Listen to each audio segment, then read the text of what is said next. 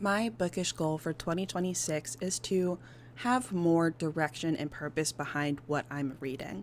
So, this year I am taking part in the hardest reading challenge ever. This challenge was made by QWERTY, who is a creator here on YouTube, and originally it went from July 4th of 2024 to July 5th of 2025. My challenge dates will be from January 1st to December 31st of this year. The challenge is completed by finishing all 25 mini challenges. If you still want to use these prompts, but make it a little bit easier, I recommend going to QWERTY's YouTube channel and finding their original spreadsheet that they made for this challenge. It was originally set up as a bingo board, so you can choose 5 prompts that you like that would make a bingo and complete those.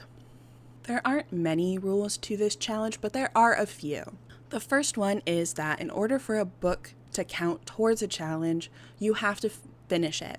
You can also use each book only one time unless that prompt states that you can double dip. There are a few that I'll point out along the way that let you do that. Also, every book that you use is one that you are reading for the first time. You can reread books during your challenge period, you just can't use them towards a prompt. And lastly, you must review every book that you read.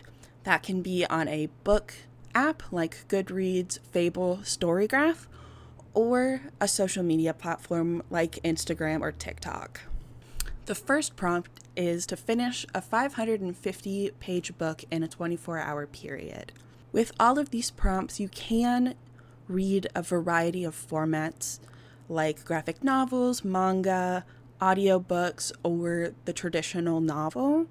As long as the print book is over 550 pages, you can count it. Next is the A to Z challenge, and this is one that you can use a book multiple times. For each letter of the alphabet, you will find a book title or an author's name that starts with that letter.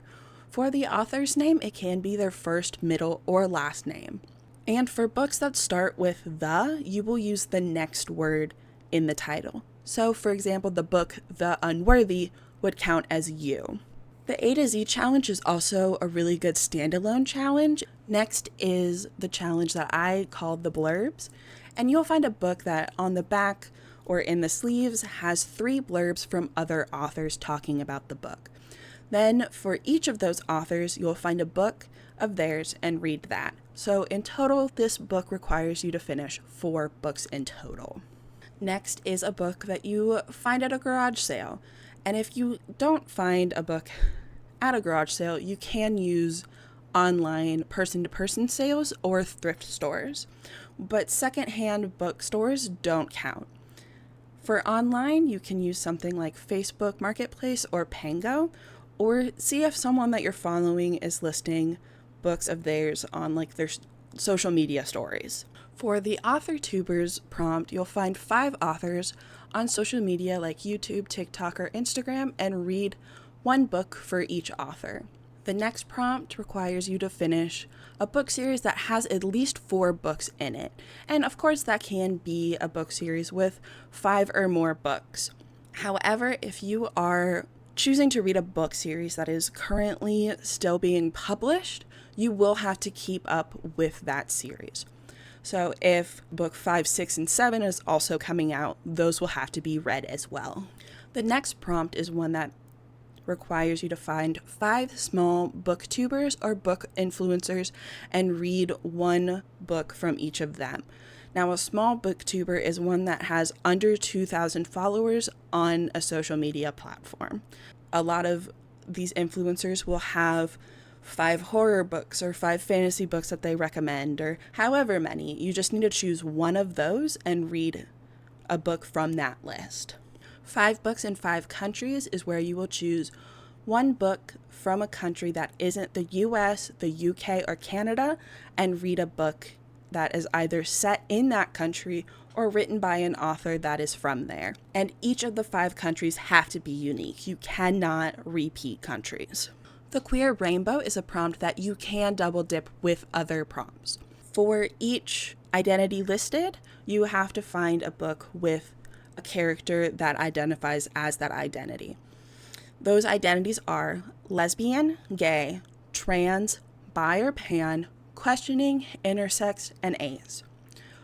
Now, the character whose identity is being used does not have to be one that they identify throughout the entire book. It can be one that is developing.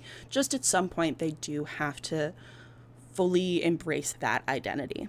For the 5 lowest rated on your TBR, I recommend inputting all the books on your TBR to an app like Goodreads and then filtering it by the average rating. And that way it'll be very easy to see what are the 5 lowest rated. For an indie book bought from the author, I highly recommend seeing if there is any kind of event at a local bookstore or a book convention where a bunch of authors will be together. So then you have an easy way to get a book directly from the author in person. However, you can also see if they have a website of their own to get a book that way. If there is a book that you really want to use for this prompt and it is only available on Amazon, that is fine as well. This next prompt does require you to go to a local bookstore and see if they have a local author section. My local bookstore has several bookcases with local authors on it, so then I would go and pick one that stands out to me to use for this prompt. The Spell Your Name challenge is unfortunate for those of you with really long names, because for this prompt, you will take each letter of your name and find a book that starts with that letter. This is one that you can double dip books, so it is super easy to pair this prompt with like the A to Z challenge. You are going to have to use your first, middle, and last name for this prompt. Spiffbo is the self-published fantasy blog-off, and it is held every year online. For this prompt, you're going to find 5 entries that were not finalists or winners and read those. And you can use the entire backlog of entries for this prompt. Next is a completed webcomic. I chose one on Webtoons for this prompt. Again, it doesn't have to be one that is completed, but you do have to read every single chapter that is out by the end of the challenge period. So if throughout the year, one chapter is published every month, you have to keep up with that throughout the year. The new release every month is exactly how it sounds. Every month during your challenge period, you will find a book that came out that month and finish it during its release month. This is another one that you can double dip with other prompts. A book from your birth year is just that. You'll find a book that was published the same year you were born and read that.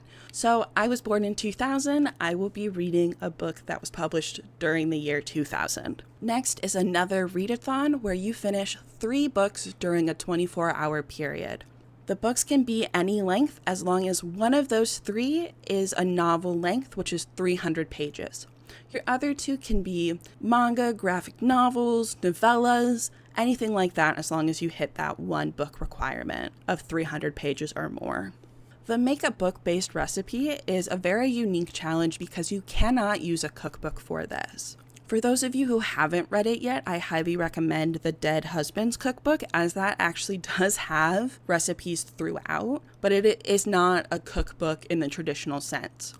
If you want to use another book than the Dead Husband's Cookbook, you'll find a book where a food is mentioned or a recipe is mentioned, and you will make that. And the only caveat is that it has to be something you haven't made or eaten before. The genre challenge is another prompt where you can double dip books. For this one, you will read one book for each genre listed. Those genres are fantasy, sci-fi, literature, mystery/thriller, historical fiction, horror, romance, and nonfiction. Within this prompt, you cannot double dip books. So if, for example, you read a romantasy, you have to either choose fantasy or romance for that book. The rainbow cover prompt is pretty straightforward. You choose one book for each color listed, and if a cover has multiple colors, you choose one color to use. So you will read one book for red, orange, yellow, green, blue, purple, white, pink, black, and brown. This is one that you can use the book for other prompts as well. A crowdfunded book does require you to do a little bit of research. The best place to find them are on a website like Kickstarter. However, make sure that you will get the book in time to fully read it before the end of the year. You can also choose a book that was crowdfunded in the past. For example, Brandon Sanderson's Special Project series was crowdfunded, so you can pull one from that series to read. A classic and an adaptation requires 2 books to finish the prompt. A very easy one to find adaptations for is Pride and Prejudice, so if you're struggling to find a classic, that is one that I recommend. The name challenge is one where you find 3 books that a character in said book shares a name with someone that you know. Names cannot be repeated, so you will need 3 different people for the 3 books required for this prompt. And the names that you use have to be people that you know in real life. And lastly is the 4 seasons. So you will choose one book that happens in the winter, the spring, the summer, and the fall. So 4 books in total for this last prompt. I have decided to add an extra rule for fun, and that is I won't be double dipping any of the books I use. I'm very fortunate to be able to read a bunch of books within a year, so I think this will be a fun little extra challenge. I am super excited to be taking this challenge on this year, and I hope you all will join me. If a book came to mind for any of these prompts, please leave a recommendation below. I'm always looking for fun new books to read. If you liked this video, please like and subscribe. I'm hoping to get a video out every other month for the rest of the year, and I really look forward to seeing you all in the next video.